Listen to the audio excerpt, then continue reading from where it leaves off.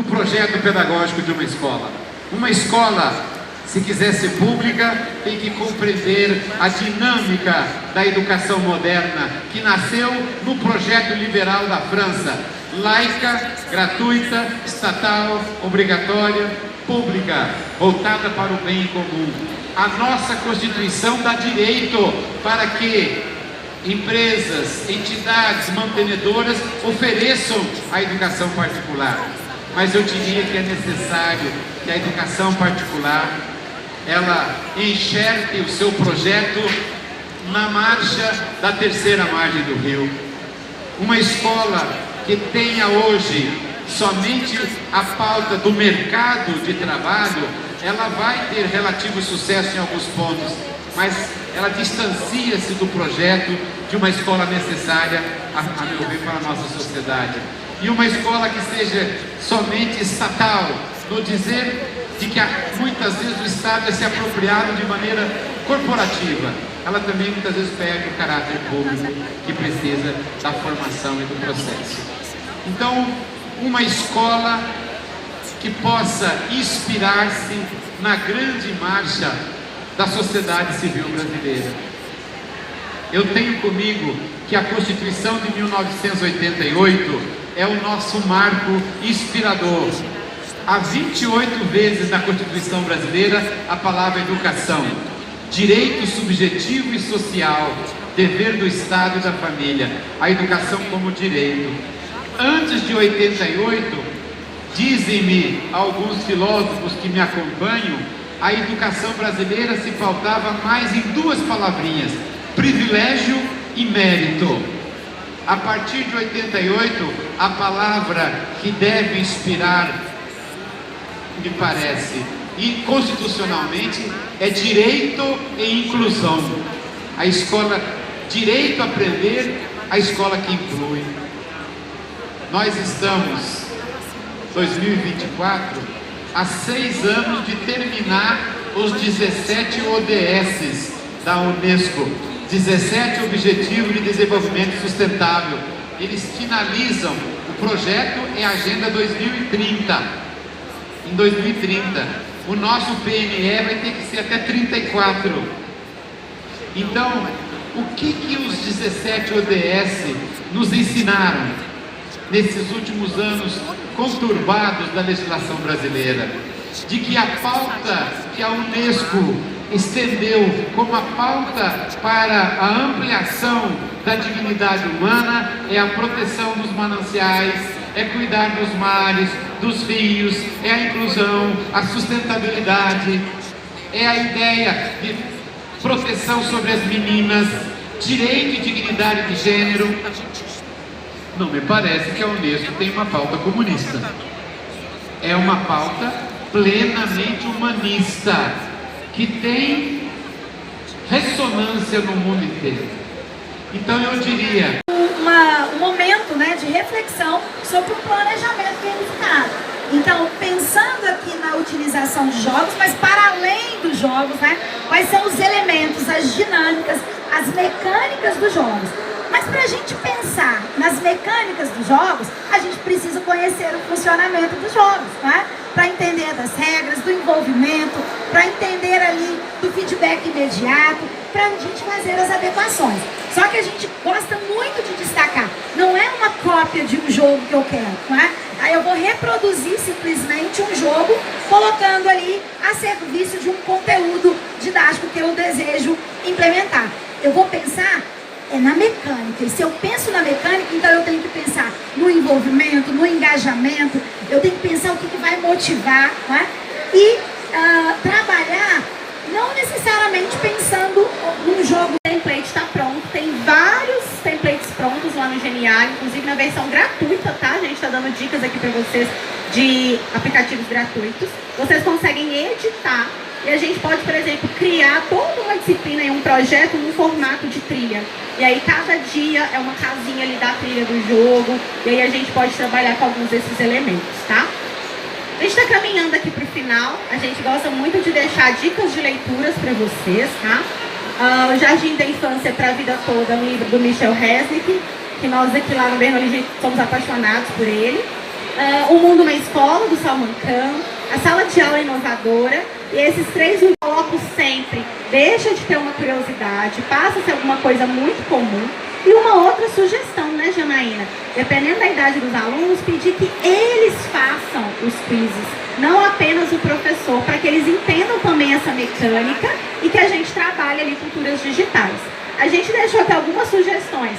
Flipped, Word Wall, Quizlet, Kahoot, que a maioria conhece, Google Forms. Vocês sabiam que a gente consegue gamificar um Google Forms, fazer escape forms, storytelling, e o Geniali, que é um dos meus preferidos.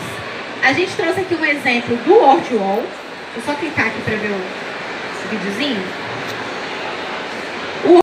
Porque o Yukai Show, ele fez um estudo em todos os jogos, todos os games, e ele identificou algumas semelhanças, né, que todos ali apresentavam. Quando a gente vai pensar, planejar uma atividade gamificada, se a gente pegar pelo menos 2 desses daqui, a gente consegue ter um engajamento bem maior dos nossos estudantes. Então, esquiva, escassez. A escassez, por exemplo, ela é muito interessante. Eu não entrego todos os recursos para o meu aluno de uma vez. Eu vou colocando um pouquinho por cada dia, pela semana, para que ele possa ter aquele sentimento de que ele não vai ter tudo de uma vez. A esquiva, essa ideia de perder. Então, para que ele possa conquistar, o Duolingo, por exemplo, ele tem uma coisa que chama ofensiva. Então, se você não entra um dia, você perde o que você fez antes. E é uma forma de se criar o hábito, tá? E a gente tem o sentimento de dono, de pertencimento de uma equipe. Quantas pessoas conhecem outras pessoas a partir de jogos, né? E tem toda essa ideia aqui da conquista, de trabalhar em equipe, da realização que a gente conversou agora há pouco, a curiosidade.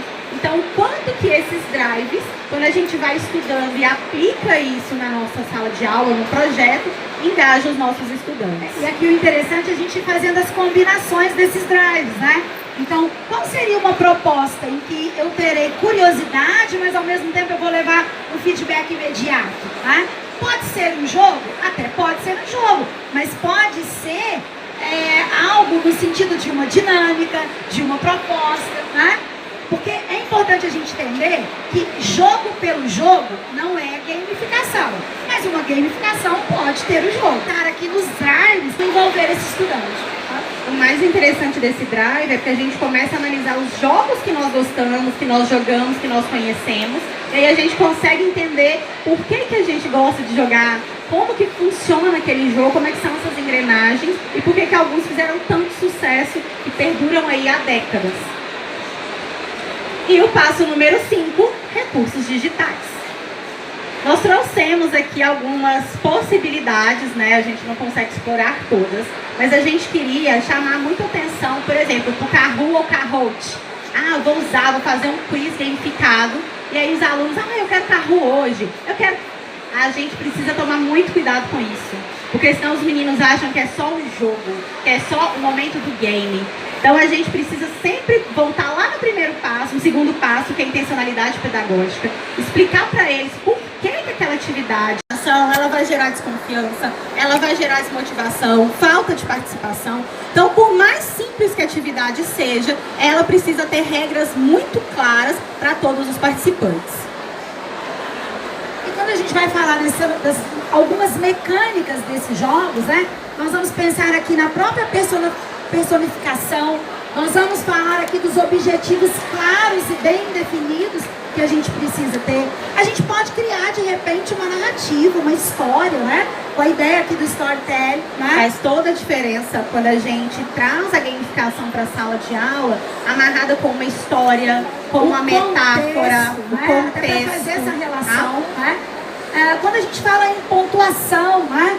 A gente fala aqui do XP, no caso da nossa plataforma gamificada. Significa os bônus também, né? Mas vamos perguntar aqui, pessoal, vocês sabem o que significa XP? Experience, de experiência. Então, XP são pontos por experiência, que é uma outra característica dos jogos. Os jogos permitem que a gente aprenda na prática, às vezes mesmo antes de ter uma teoria. Então a gente aprende por experiência, a gente aprende ali pela prática e o erro ele não é punido, ele faz parte do aprendizado. E essa experiência é princípio, né? E é princípio desde a educação infantil e que nós vamos levar para toda a vida, tá? Uma outra mecânica interessante dos jogos é, na verdade, as recompensas. Então, muitas vezes eu não estou trabalhando um jogo, mas eu estou trabalhando a gamificação porque eu trago aqui para o meu trabalho a questão da recompensa, né? E não apenas aquela recompensa no sentido, se você acertar eu te dou uma bala, se você acertar eu te dou um pirulito, né? Mas aquela recompensa no sentido, de repente, de desenvolvimento conquistado, né? Algo que aquele estudante consegue desenvolver, porque a gente fala também de um feedback em tempo real, né? A ideia de um ambiente ou de uma prática gamificada, ela vai trazer uma resposta imediata para aquele estudante. Vamos imaginar aqui num trabalho que a gente vai realizar numa trilha com os estudantes, para que ele passe para o passo seguinte, né? Ou para o desafio seguinte daquela trilha, esse feedback imediato é colocado para ele, se ele vai conseguir avançar ou não, ou se ele tem ali as recompensas necessárias ou específicas para ele avançar, né? Então a gente está falando nesse sentido. A gente pode estabelecer ali um quadro de conquistas, né? E aqui no sentido não de idade mais desenvolvida, ele vai virar para você, professor, e assim, ah não, faço isso em casa, depois eu faço, nossa, muito fácil, não vou fazer isso agora.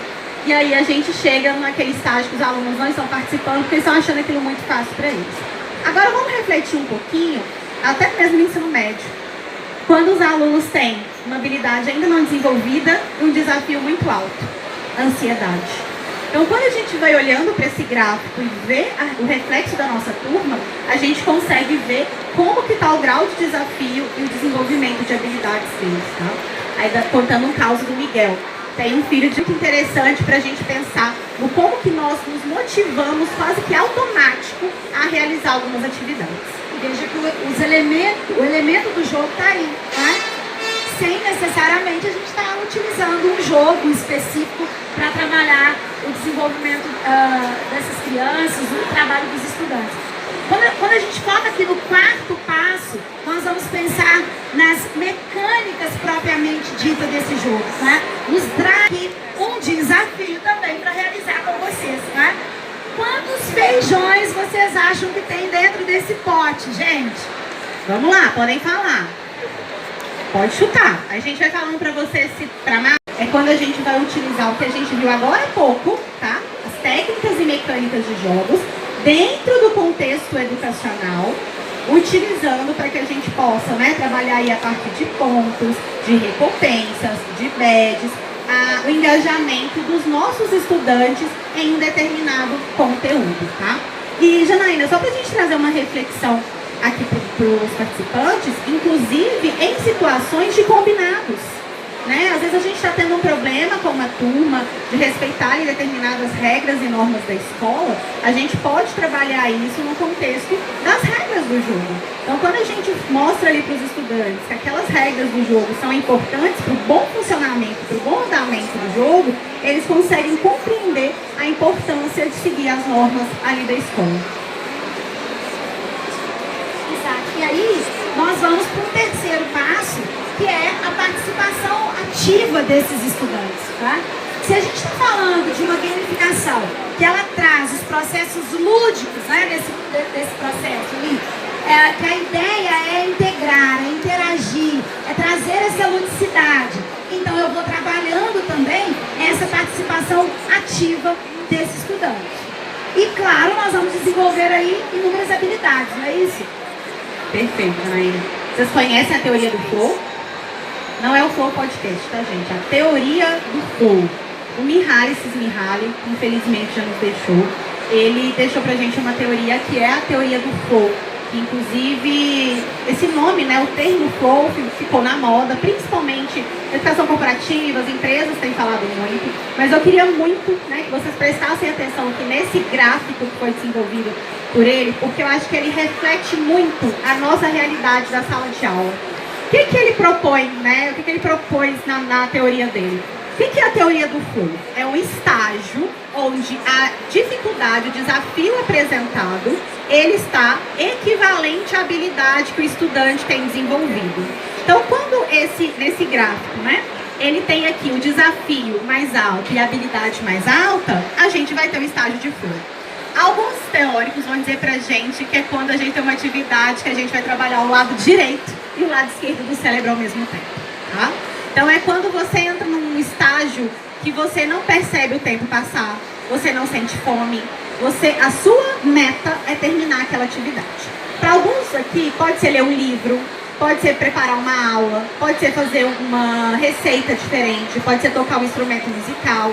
Muitos gamers entram aqui nesse estágio de flow, tá? Então o nosso objetivo enquanto educadores é encontrar esses estágios aqui mais próximos para os nossos alunos.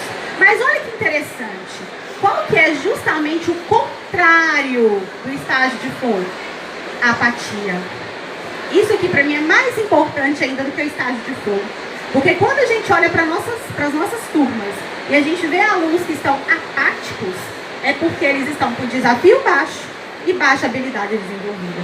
Os nossos alunos, eles gostam de ser desafiados. Então, quando